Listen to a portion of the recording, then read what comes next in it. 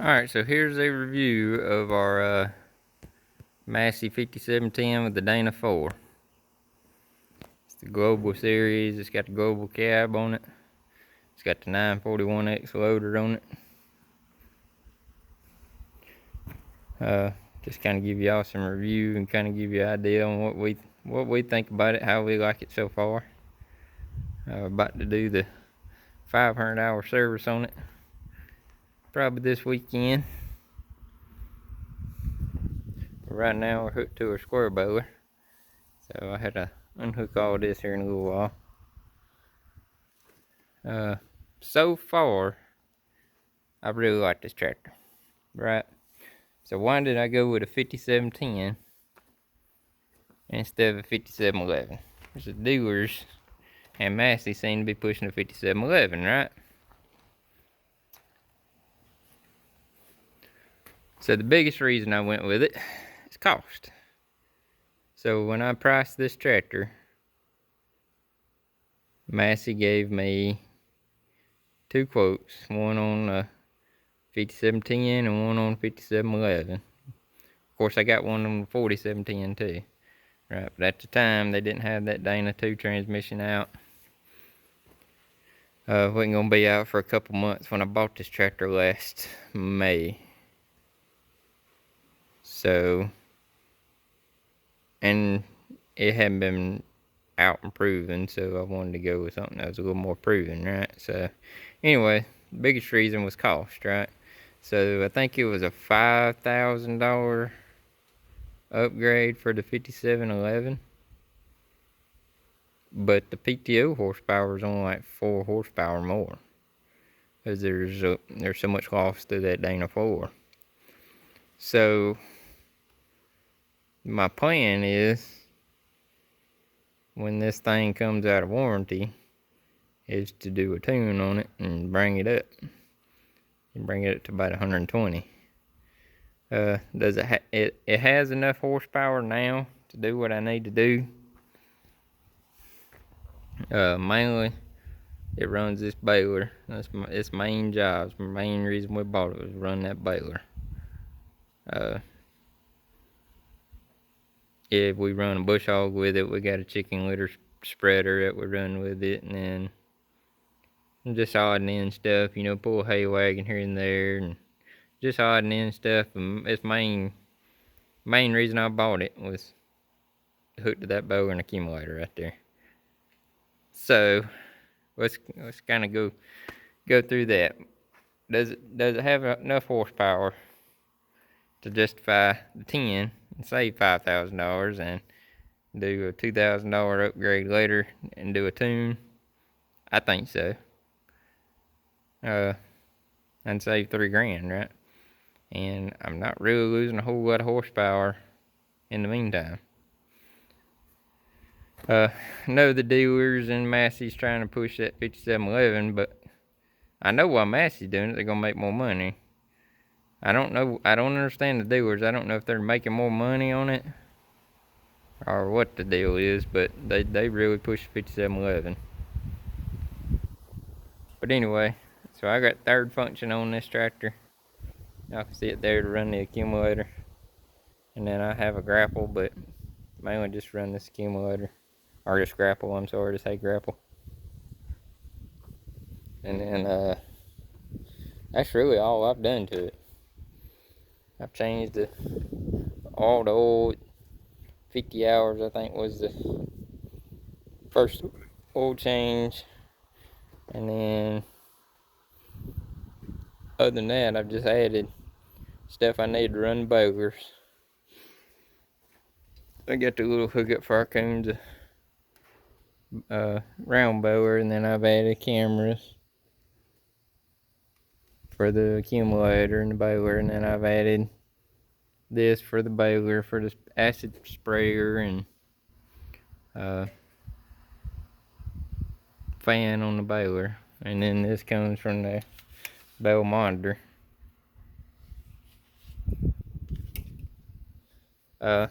One thing I don't like about it, so I mean, there's a couple things I don't like, right? First thing was this is the first thing that got trashed. I mean, I hadn't had very many hours on the dog,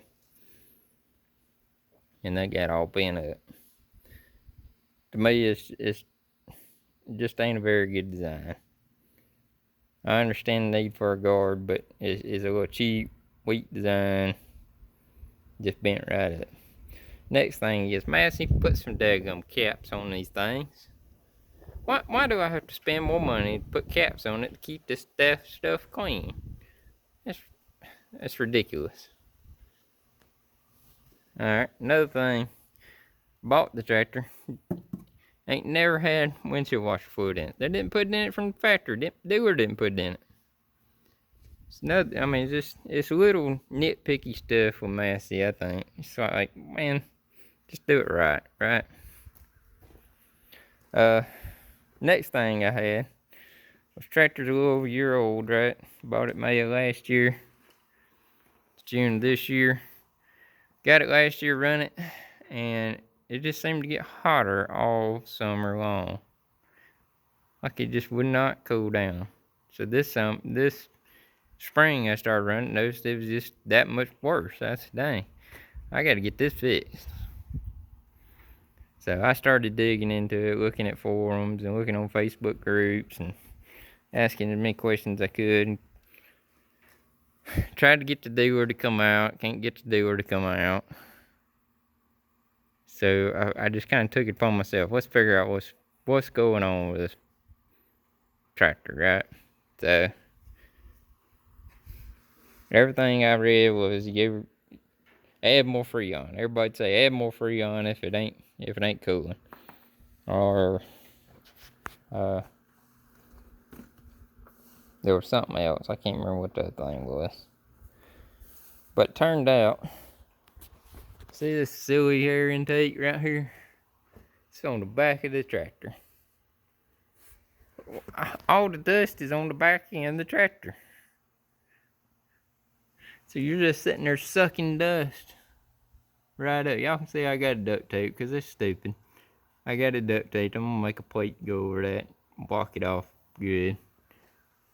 But it just sucks up dust, and then it stopped up my evaporator coil up there. So I had to take all that loose. Now this panel right here comes off. This middle panel, it comes off, and then you gotta take some more covers off to get into the heart of the air conditioning unit, to get to the fan, the evaporator coil, and all that gets the heater coil. And saw it stopped up, so I just knew that was gonna fix it, right? So cleaned it real good. Took me about 8 hours to do all of this, right? Fired the tractor back up, still didn't work. So I had to go to a mechanic I know and ask him, hey, used to work for Massey. Hey, what do we need to do to this tractor? What do I need to look at? So first thing he asked me, did you add a can of Freon? No, I hadn't added a can of Freon. So okay, maybe need to add a can of Freon. So went and got a can of Freon put in it. It got worse. I got a temperature gauge up there in the vent to see what my temperature is coming out of the vent. And it was running 60 before I started all this, and it gradually got worse. As I added Freon, it got up to like 70 coming out of the vent. So I said, well, this ain't working. And this air conditioner compressor kicking on off, on off, on off, on off. I'm just cycling, So finally I remember DOH making a video about these air conditioners. I figured out, hey, maybe I got too much Freon in it. So I got a buddy's pressure gauges. Well, when I had that first can of Freon, had pressure gauge on it, and it was showing like 25 pounds, I think, of Freon on the low pressure side. And then I gradually added it up to 60, and that's when the air compressors started kicking on. Or kicking on and off, on and off, on and off. So anyway, I did that. And then put the pressure gauges on the high side and low side, and saw that my high side was showing 100, but I think his gauge isn't working. And then my low side was showing 60. So maybe I just got too much Freon. So I had the Freon taken out and took it down to 20 pounds. And then the compressor would kick on and stay on for a few minutes and then kick back off. But it wasn't so much that it was freezing up these lines. Right? So when we finally got all that settled, my air conditioner started working. It'll get down to 40, 45 pounds now. So let's climb up in the cab and I'll show y'all what I got in here. So I got a temperature gauge right there. Probably can't see it right now. It's showing about 80 degrees in here. Anyway, so got that settled. I thought, okay, well this is gonna be good. So now it runs really good. I mean, it'll start to warm up a little bit, but still stays below 50 degrees coming out of the vent now when you run it for a while. So we finally got that fixed. But I feel like this is all Massey's fault. They put the air inlet in the wrong spot to stop up my evap coil, and then obviously they put too much Freon in it to start with. So anyway, it's kind of just my rant. That's just things I don't like about it. So let's talk about things I do like about it. Alright, so for this tractor to run a square boiler, having this power shift really helps, right? So I can change gears and ranges with this T-handle. I can change gears right here, right? Just by, let's say I'm in 4, I just bump up if I want to speed up, I bump down if I want to slow down, right? Put it back to neutral, same thing backwards. Now it works, all this works backwards when you're in reverse. So to slow down, going backwards, push up, push towards neutral. And then same thing, to speed up, to go to other direction, or to change gears, going backwards.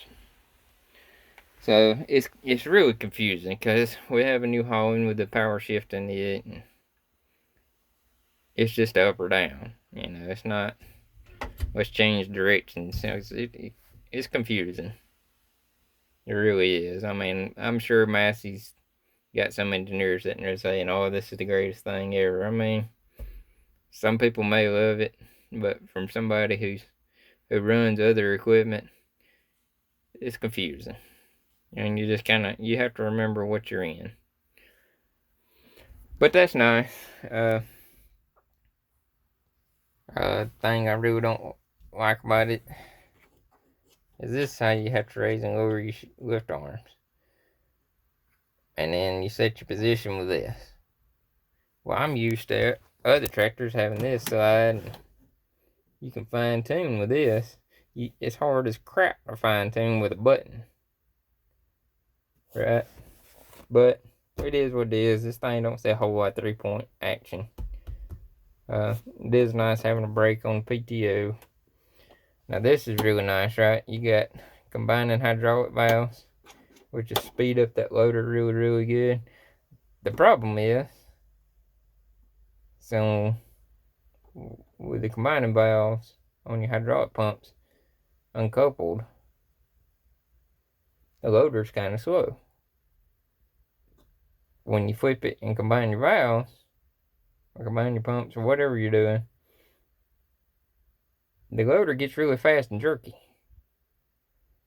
So, I mean, it's good for up and down, but when you're trying to fine tune, like raise your stack height, it gets kind of hard. So, I mean, a little sensitive flow would help, but I mean, it helps. It helps speed up the process, I guess. Brake to neutral works really good, except with this button. This is freaking retarded, Massey. Alright, so if you got brake to neutral on and you're round bowing, right? You got your engine RPM set at 540. As soon as you press on these brakes, stop the tractor, your engine RPM goes to wherever this is set at. In order to get it to go back, you have to press the button again. Massey. That's retarded. Now, I just watched a video where DLH bought a 5711. His was doing the same thing. He said he's talked to Massey and they said they were going to do some programming and fix that. That shouldn't have come out of the factory with that. It just should not. Whoever thought that was a good idea was retarded. But as soon as you press some brakes, that button comes out of play, which is retarded, and you have to press it again. So you're better off just using that handle, right? So anyway, alright, so the button for 4-wheel drive, here's another thing that's kind of crazy. Alright, so you press the button. I'll try to show y'all.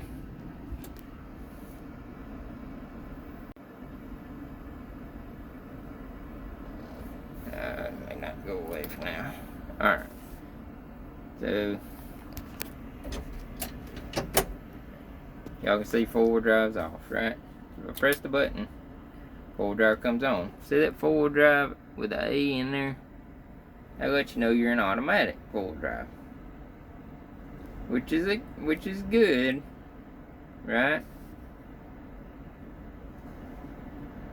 But the problem is when you press on the brakes, it takes your 4-wheel drive away. So if you start down a hill and you got something pushing you and you press some brakes, for a split second you ain't got 4-wheel drive. Now your brake system is supposed to engage 4-wheel drive. I understand that, but at the same time you shouldn't be unengaging and re-engaging. That's just a recipe for disaster, I think. So if you're pulling something heavy, my suggestion is you got to press this button and hold it, and then it will go to, see how it changed? You'll go to full-time 4-wheel drive. And then if you want to take it out, you just press the button again. That's to me, this is 4-wheel drive. I don't need an automatic 4-wheel drive. I need a 4-wheel drive. So Massey, you just take the automatic feature away. This overcomplicating that. First got it, I used it herring up some new land, and engaged this differential lock one time. Y'all can see my 4-wheel drive's on now. I used it one time, and then a couple times after I pressed it, it didn't work no more. So I took it back to the dealer this winter and they fixed that. Obviously, they told me they didn't find nothing wrong, but I don't believe it, because it didn't work. 540, 1000 is nice to change, right? I don't have, here in the South, it's not very common to find 1000 RPM equipment, so most of our stuff's 540 and 540E. 3-spool valves is nice. One thing I do wish Massey would do is give me somewhere to mount stuff, right? We got some tabs up here, but you see there's just a couple of tabs. There's not very many, so everything just has to kind of go on these bars, or you just have to find the spot to mount it the best you can, make some brackets and stuff. I don't have everything hooked up right now, but this is how everything is set up in my tractor. I got round blower monitor. I got switches for my fan on my square blower, my sprayer on my square blower. I got the monitors for the blower monitors and the accumulator. And then my blower monitor for the square blower, so I can watch my hay moisture. Mainly my hay moisture. That's the main thing I wanted this thing for, hay moisture. But I can see strokes per minute, the bell counter, and then the fleets going in each bell. And I'll do a review on this too. But anyways, 500-hour review. So I figured I'd just show y'all what I like and what I don't like. The cab is really nice. I mean, you got a lot of room. You got lots of storage, right? You got lots of storage. You got lots of places to put stuff. Y'all can see I collect a lot of Coke and Pepsi bottles and trash pretty much in my tractor, but I wish it had a little more. I wish they put a trash can in here, but you know, a little Dollar General trash can work. Another thing I don't like, so these things, there's no indicator on your dash letting you know they're on. I have drained the battery leaving these hazard lights on. Did not have a clue they were even on. I think my son or my daughter was in the tractor and they'd pressed it and left them on, and they just drained my battery, right? So it'd be nice if there was an indicator on the dash where you're always looking, because you never look down here and this little light strip is not bright enough, right? I mean, you know when your lights are on, but if you're running down the road during daylight, you may forget to leave your lights on when you park the tractor. So it'd be nice if all of that was on the dash. Other than that, it's a nice heavy tractor for the horsepower. I don't have wheel weights on it. I don't have water in the tires. I just don't need it. It's just more weight to pull the tractor down. So just don't need it for what I do. This tractor's heavy enough. The loader is kind of weak. I mean, it's the same. So the difference between the 941X and the 931X is the hookup. That's the only difference. So they're putting a 4710 loader on the 57 just for economics. Put a little bigger loader on this. I mean, how much does a bigger loader cost? It can't cost too daggum much now. So put a little bigger loader on this.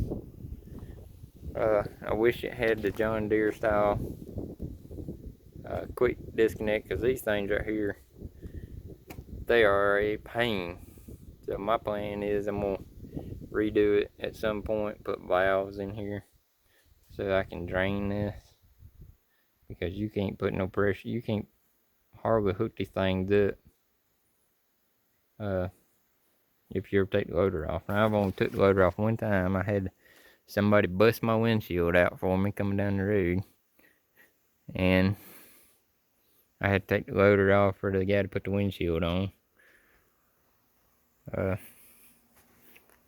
Other than that, I mean, it's a lot cheaper than the John Deere 5R. And that's kind of where it's priced at. You know, it's a lot cheaper than the New Holland T5, you know. So, for the price I paid for it, I'm not going to complain too much. It's just little nitpicky stuff that I think New Holland's engineers, I don't know where they're from, but obviously they're not farmers. They're not asking farmers. They need to be asking the guys that run these things, what can we do to make your life better, you know. But most of them don't care. I think AGCO does a good job. You know, I love the Massey 5710, right? I mean, I come from a Massey 4609 into this, so it is a better tractor. And it's put together a lot better. The 4609 was just a cheaper, economical type tractor, where this is kind of a step up. This will be here until it falls apart, I hope. So the good thing about it, we don't have all the emissions John Deere's got, New Holland's got. That's our main competitors in this area. Fent and Dortch is an hour and a half or so away. So I kind of want to stay with something that's going to be close. Kubota's about an hour or so away, but I can't make myself buy a Kubota. It's just every one I've ever sat in. It's just cheap feeling. I mean, they're good tractors from everything I've heard. They're really good tractors, and we may buy one day to run a rake or something. But from what I understand, or from every tractor I've sat in from Kubota, it's just cheap feeling. Just make it as cheap as we can get it. Where these, the cab feels a lot better. It's a lot better laid out. Just feels like a better tractor. This is a lot heavier from a Kubota 5M 111 or 110 or whatever it is that's comparable to this. So anyway, it's my 500-hour review on it. I hope I didn't bash y'all too bad, Massey, but I feel like you need to know these things going into it. I would buy this tractor again. But from what I understand, the price has went up to the point to where the 5R was. So, and the T5. So, if I was shopping right now, would I buy the 5R from Deere or the T5 from New Holland or this? I don't know. Deere actually had me sold on a 5R. They had me sold on a 5115R tractor. And then through Facebook, Massey kind of got involved through a post they'd made about these 5710s with the Dyna. And our dealer just came through and I got a good deal and felt like I got a good tractor. But if the price is the same as the 5R, would I buy the John Deere or this? I don't know. John Deere does have that console on the seat, which makes it really nice. And I think the dealer support here is probably better than the Massey dealer support because they will come out. Now they might not come out right then, but they will come out. Well, our Massey dealer's not coming out. You're gonna take it to them if you want it fixed. So I feel like our Massey dealer's kind of letting us down a little bit. I'm not gonna let y'all know which dealer it is. I'm not gonna run a dealer through the mud, but I feel like Massey needs to get their dealers on board with getting some techs out to look on this stuff, because if you got a tractor down and hay on the ground, farmers gonna remember that. They are definitely gonna remember I can't get somebody to come out and work on my tractor. You know, so Massey, if y'all watch this, you better get on your dealers and you better get on your engineers about getting these tractors better in some little fine detailed areas. But other than that, I like the tractor for what I paid for it. It's a good tractor.